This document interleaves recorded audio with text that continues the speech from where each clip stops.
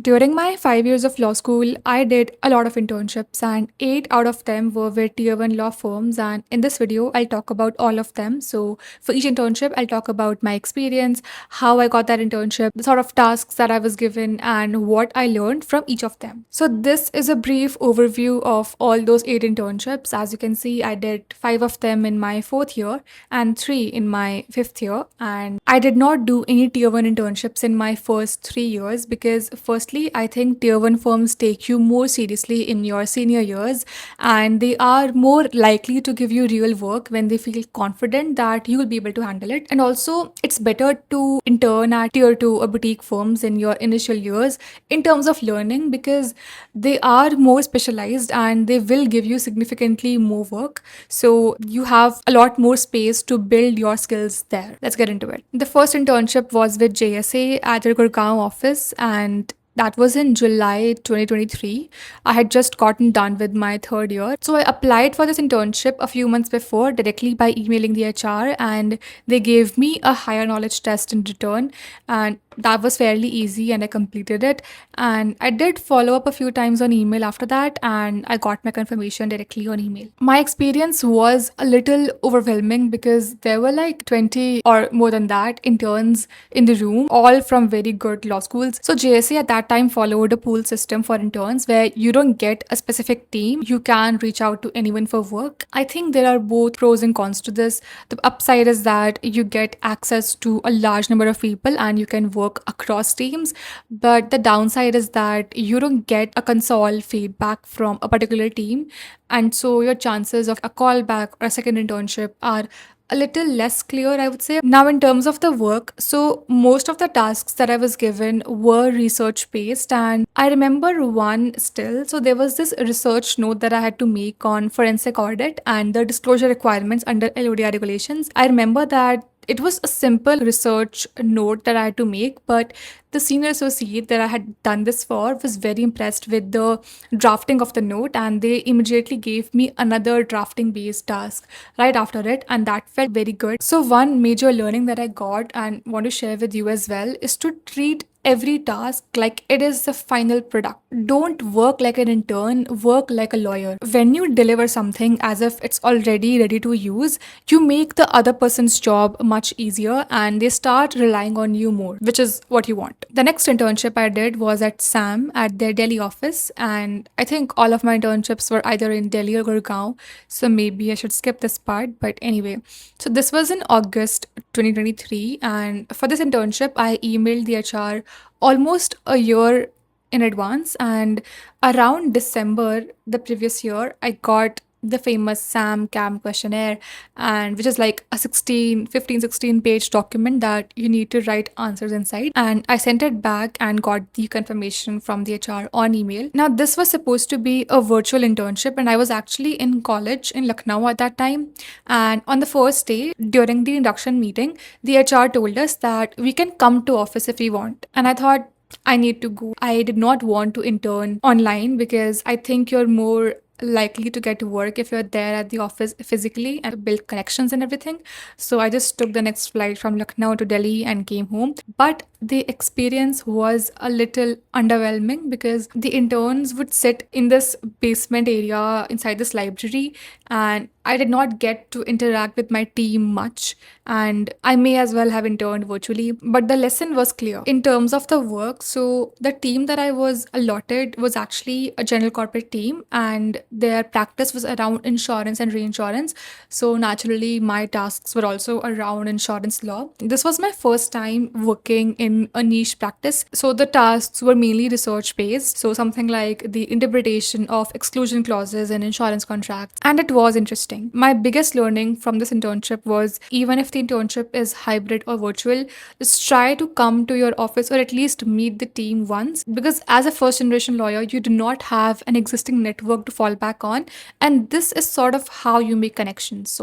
So my camera ran out of battery and we are recording this on my laptop. So let's continue. So the third internship that I did was at IndusLaw, and it was in October 23, and by far the best internship experience I had in terms of learning. So how I got it, now by this time I already had two tier 1 internships on my CV, so it was not that tough to get this internship. So I directly emailed the HR, followed up a few times, and got the confirmation. I learned so much here, things I would normally not have figured out on my own, because the associates would sit down with me and tell me step by step how to do the research. That was very rare, and my team also confirmed my assessment internship at the end, so that was great. Also, this was a transactions team, and my research tasks were around OCDs, private placements, stamp duty across states, proofreading agreements, and also I worked on their newsletter. So I think it was a very well rounded internship in terms of learning. One learning would be, don't evaluate an internship only in terms of vacancies or if you get a PPO at the end. Take whatever skills or knowledge you can out of every experience, because that will compound over time. The next one was at Luthra in December 23 with the M&A team, and again I got this internship by emailing the HR and following up a few times on email. And I think I should also skip this part because I got all my internships this way by emailing the HR and following up a lot of times on email. Of course, I used to like reach out to partners on LinkedIn and email as well, and a lot of people get internships that way too, but that never materialized for me. And while people used to respond, but it never converted into an internship, so emailing the HR and following up worked out. This was a good internship. I was the only intern with the team that I was allotted, and the team actually had an active due diligence going on at that time. And I was constantly working, and that is what you want to do as an intern. And I built very good connections with the people in the team. And one very unique thing I found at this place was that the partners had an open door policy, and we as interns were actively encouraged to reach out to partners directly in their cabins. And that was the first time I worked with a partner that regularly and directly. And yeah, it was a very good experience. In terms of work, because they had a DD going on at that time, my tasks were mainly research based and compliances under Companies Act, labor laws, and FEMA. A lot of FEMA actually.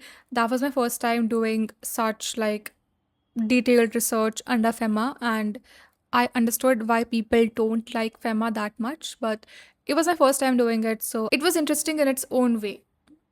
One learning would be, try to be so useful to your team by your work that you stop feeling like an intern and start feeling like a part of the team. And that is the goal anyway. So, yeah. The next internship was with JSA, and this was a callback internship. So, my experience was mostly similar here, so I'll skip the details and let's move on to the next. The sixth internship was with KCO in Noida with their debt team. And again, for this internship, I applied almost a year in advance, and the HR scheduled an interview with a principal associate. And I was a little scared, but they mostly asked questions from my CV, which I had prepared really well. So that went well, and I got my confirmation a few days later. This was an online internship, and that was frustrating because you genuinely don't get as much work when you're not physically there. And by the end of it, my team wanted to bring me in for a callback, but the HR told me that the hiring for our batch was over. And that was disheartening because I kept thinking that I had done this internship late because my fifth year had started by then, but these things happen. In terms of work, now this was a debt team, and I had just studied IBC the month before because of CS professional exam. And I remember that at the end, when I asked for feedback from my team, the principal associate of the team called me and asked me a lot of questions on IBC. And I knew the answers to all of them. And that was one moment that I felt the most grateful for having done CS. So when people ask me what was the benefit of doing CS, I think about moments like these because on that call, I was told that they wanted to give me a call back. But again, because of technicalities, I could not get it. But you get the point, right? The only learning here would be to avoid online internships if you can, because the learning and the opportunity to make an impression are both significantly lower. The next internship, the seventh one, was at IndusLaw, and again, this was an assessment internship, so the experience was similar. So let's skip this and move on to the next. The last one was SNR, and this was a very good experience, and I feel like I'm saying this for every internship, but this genuinely was. So every intern gets three mentors here, and all of my mentors were very nice. They helped me a lot. And on the first day, one of my mentors took the time out and walked me around the office to just show me where everything was. And that was something I had never experienced before. The best part of this internship was the presentation that every intern has to give at the end of their internship. And I chose a topic on IBC because one of my mentors was in the banking team and they were looking to hire. So that was one of the factors. And also, like I said, I had just studied IBC for CS. So all the basics were like very fresh in my brain at that point. I remember being extremely stressed and I could not sleep the night before, but the presentation went really well and I was able to answer all the questions. So I think I gave my best. We were also given a term sheet that we had to comment on and submit at the end of our internship, and that felt like an associate level task. And yeah, that was also really interesting. That is it. Those were all my internships. I have tried to crunch the entire experience down into this one video. And I think the biggest learning after all those 8 internships was that every internship you do will make the next one easier to get. And after one point, the problem isn't getting an internship, it is converting it. And all these things you do at your internship will increase your chances of converting it. Keep going, and I hope this helped anyone who was looking for it. Okay, bye. Also, wait, we hit 1,000 subscribers on this channel. Thank you so much if you're a part of it, and if you're not, please be a part of it. It would mean a lot. Thank you so much. Bye bye. Good night.